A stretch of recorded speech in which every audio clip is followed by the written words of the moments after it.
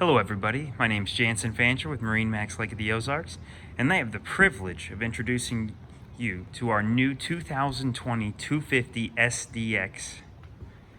Look at this gorgeous Sea Ray, ladies and gentlemen. It's their new quantum blue color. It's got the stone gray interior. We got the white sports tower package. On the back we've got sea deck material. Right here we have a manual swim step. Put that in the water for those days we're coving out. This works wonderfully for those coving out days as well.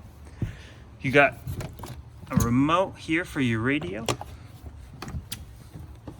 Battery switches right here.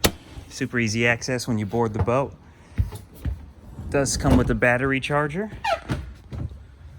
Located right here. This boat here is powered by a 6.2 liter, 300 horsepower Mercruiser. Does come with digital throttle and shift. Fusion stereo system. And here we've got a day head along with storage.